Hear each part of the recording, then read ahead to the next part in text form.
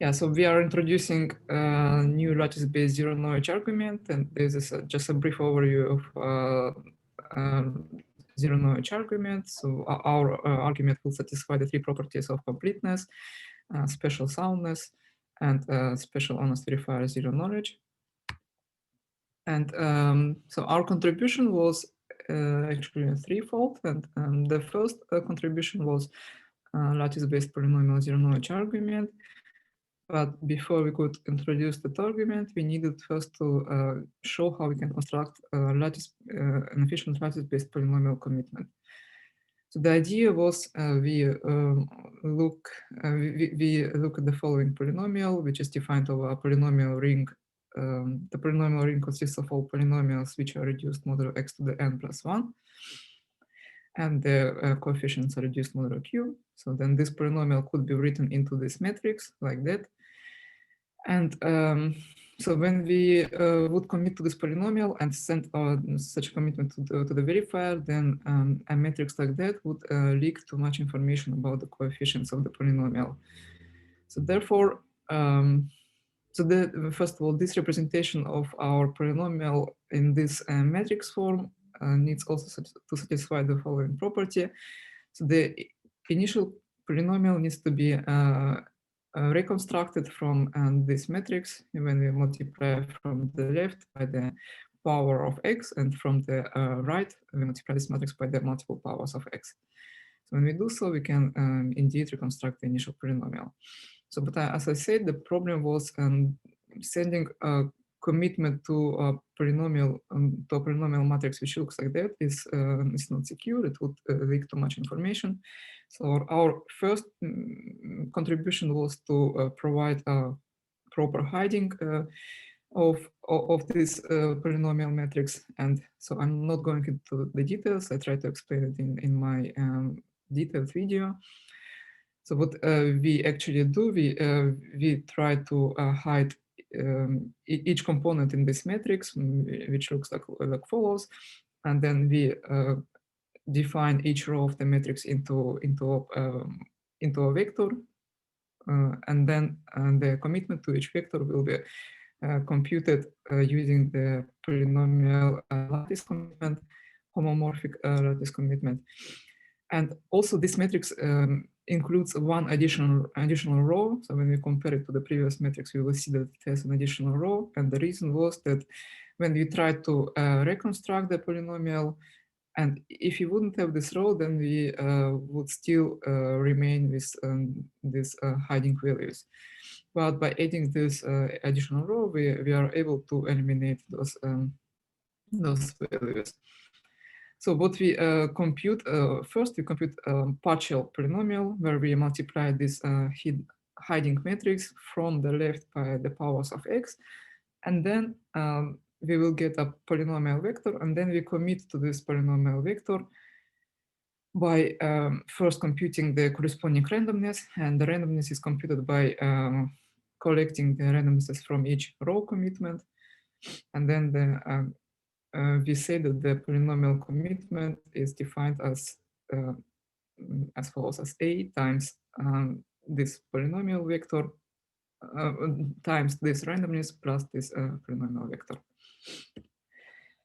So, and our second contribution was to use this polynomial commitment to construct a polynomial evaluation protocol.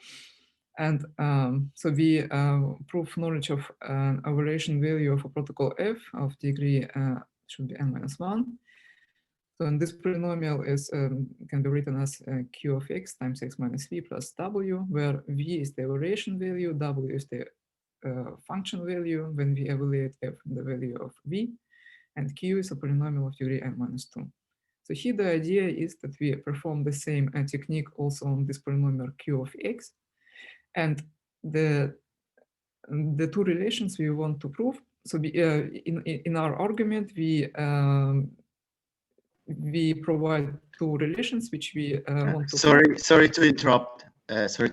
Veronica, but you're running out of time, so it would be good to wrap up. Okay, yeah. So the polynomial evaluation algorithm, the idea was that we are using the polynomial commitment in this Then we have also evaluated the efficiency of this protocol. And the second contribution, I only briefly mentioned, it was the batch polynomial evaluation algorithm, which also used the technique of the polynomial commitment scheme. And we also provided the efficiency analysis of this protocol. And the final contribution was applying this batch polynomial protocol to the range proof.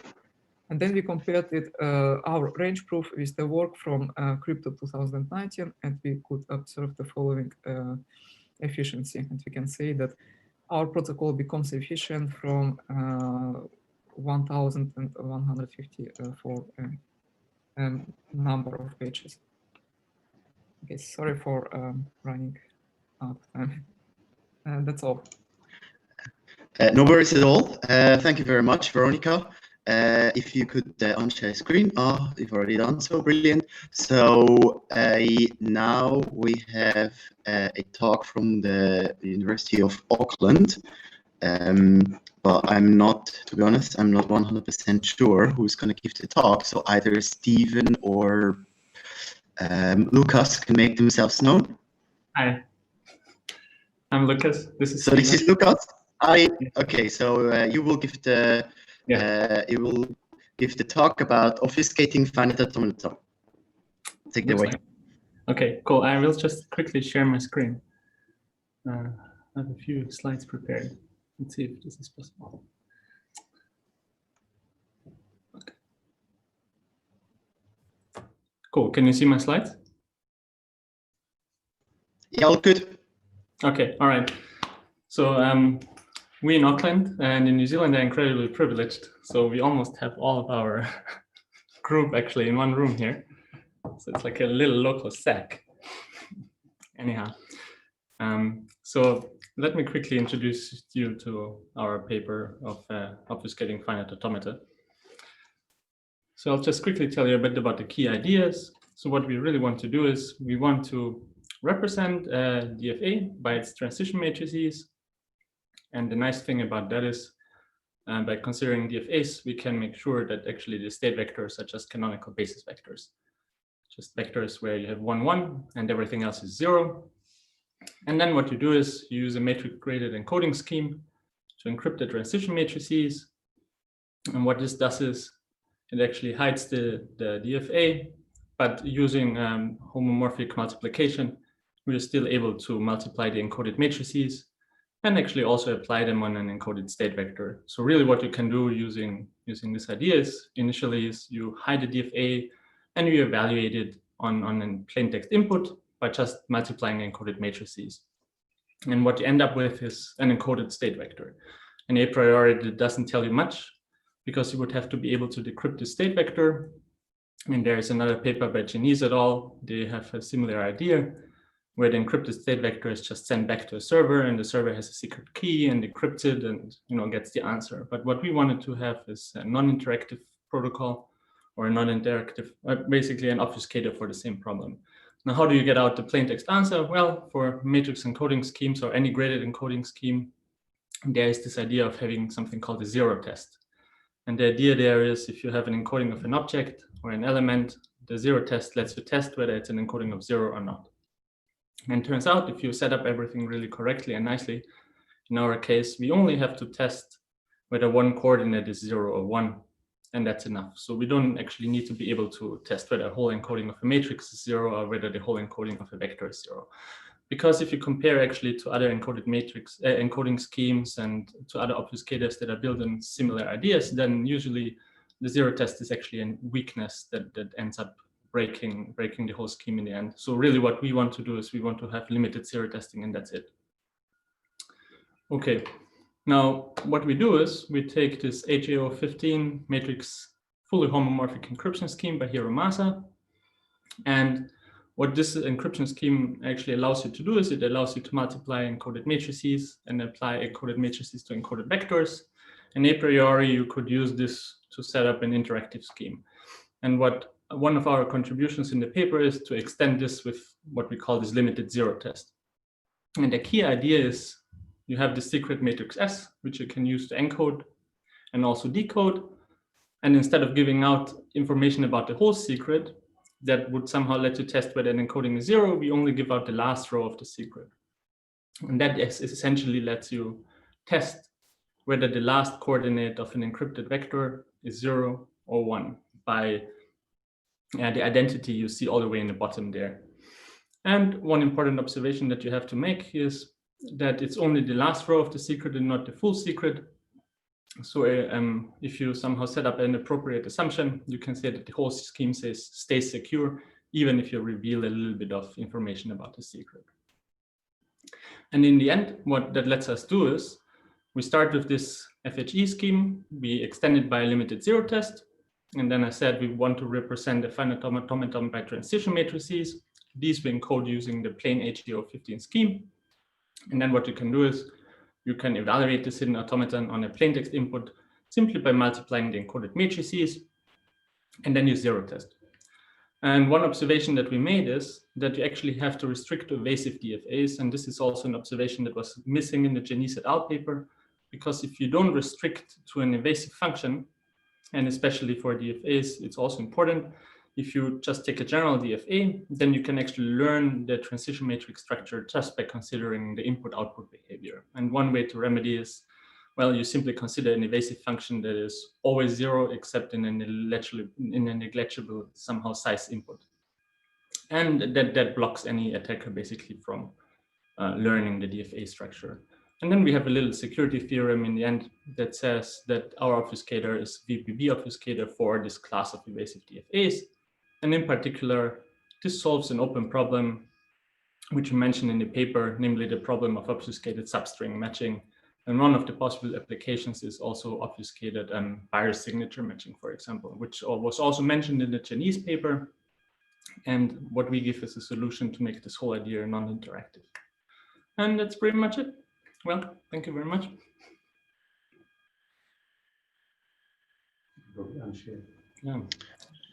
Yes, thank you very much, Lucas. So I think it's now time for Q&A.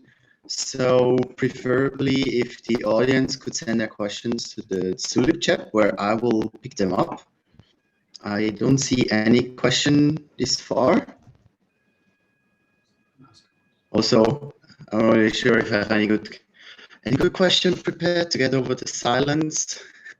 Probably you're not gonna tackle stack automata or stack machines next. Sorry, say that again. Stack machines? In the hierarchy of computation, as I remember from my undergrad days, it's like at the bottom it's finite automata, and then it's like stack machines or stack automata, where you get like some sort of stack, and then on top of that is Turing machines. So you're gonna go up the ladder. Yeah, I don't know. You would have to yeah. I think the biggest restriction is that you really can only do evasive functions. I mean, the big problem with obfuscation is if something can be learned from interacting with it, then there's really no point trying to obfuscate it. Yeah. It really limits the possibilities for obfuscation. Yeah. I'm aware this is a silly question. I'm just killing time here. No, it's fine. Make it less awkward. Yes. I don't think there's any questions. Maybe we'll give it a few more minutes. I hope I'm monitoring the right chat here. Well, I've got a question for Veronica. Yeah, looks like it. So Veronica, Pardon? Yeah, Veronica, I've got a question for you. So do you want us to say quickly how range proofs is related to polynomial evaluation? Because that wasn't very obvious. I can show briefly that.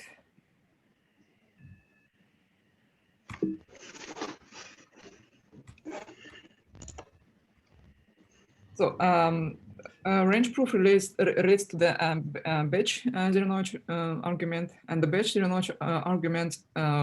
In this argument, the prover knows the knowledge of a vector A and two polynomials P and Q, such that P of A is equal to 0, and Q is an opening to the commitment on Q evaluated on A. The Batch relation, and the Batch relation is defined as exactly as what I said right now. And the range protocol, here is the transformation. So the range protocol follows immediately from the batch protocol when we set B being vector of powers of 2 and A being the vector of coefficients. So then the polynomial Q and B is defined as the sum of powers of 2. Okay.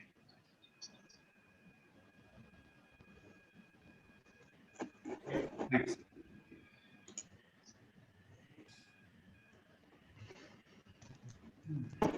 Okay, so I don't see questions in either the Zoom The chat question just came nor... up. Have you, for the automata, have you tried using other types of homomorphic encryption schemes? So initially we tried to use the matrix encoding scheme that actually Janice in his paper or in their paper used, Janice et al. But it turns out, or I think at some point they found a little problem with that scheme. That, I mean, there was this problem with the overstretched modulus, and to fix that problem, basically we switched to a more conservative more screen. But the key point that you have to make here is that you have to have a matrix FHE scheme, so to make it efficient, I guess. Maybe you could use a regular FHE scheme actually, have matrix entries and do it there. But I think it would be less efficient.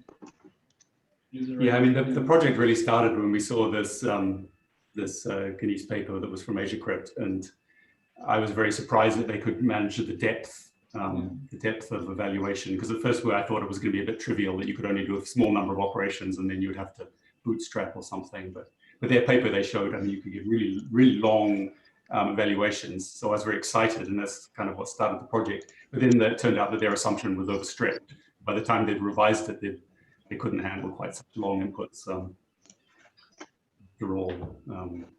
So if you want to do substring matching on a really long document, you can't actually just run the DFA on the whole document. You have to kind of chop it into sections and run the DFA on sections. It's not like we can process a gigabyte of data or something and do pattern matching in one go. But originally, when we saw this Guinness paper, kind of what they were claiming, you could run a DFA on really, really long inputs. Actually, for moderately sized primes, they were talking about 2 to the 100 something inputs, which is But basically, anything that allows matrix multiplication would work. But there's basically only 2 schemes that I know of, or maybe 3. GSW, maybe, I don't know. It's a bit different, isn't it? Or maybe the GTH15 one could work as well, but the problem is the noise growth there isn't so well, it's not so well behaved.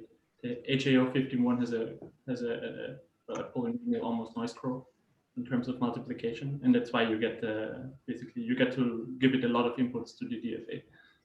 Whereas if you would use the GTH15 one, you wouldn't be able to get as many inputs. And yeah, I mean, you can look in the, I think we have a few parameters in our paper.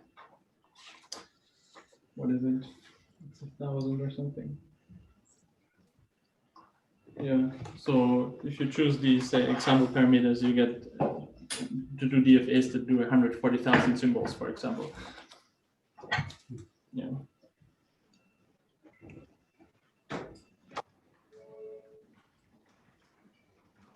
And there's a follow-up question. Can you represent using a binary circuit or an arithmetic circuit?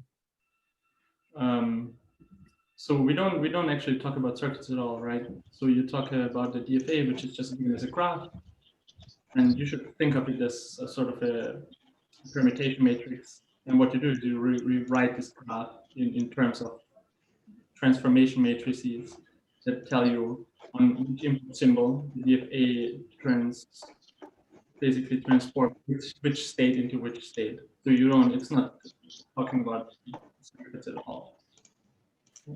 Yeah, maybe that's a point. A lot of the literature on obfuscation is based on circuits and obfuscating circuits.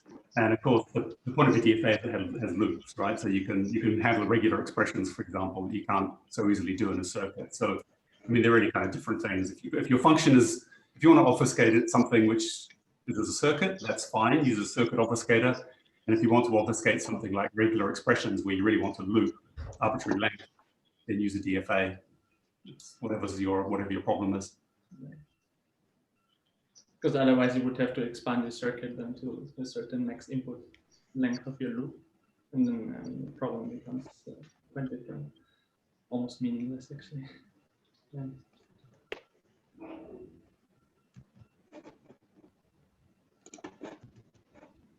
Okay, I think as far as I can tell, that's it now. But I also missed a follow-up question, so maybe I'll just reload. Okay, no, I think we're still good. So in that case, I would conclude this session and thank the speakers, Luca and Veronica, and say goodbye from down under. Goodbye. Goodbye. Enjoy the rest of the conference. Bye, everybody. Yes. That's it, I guess. That was fine.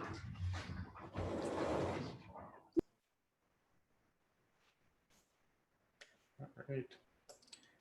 So I think this is it for today. I'm not messing anything up, right, Mike? Okay. Yeah. So thanks everyone for attending. Have a good start to the day. I guess to everyone, most of the people down under that made it, and to us in Canada, I think we'll say good night and see everyone tomorrow for another day of SAC. So thanks again to the speakers and the session chairs and the invited speaker for this session, and see you tomorrow.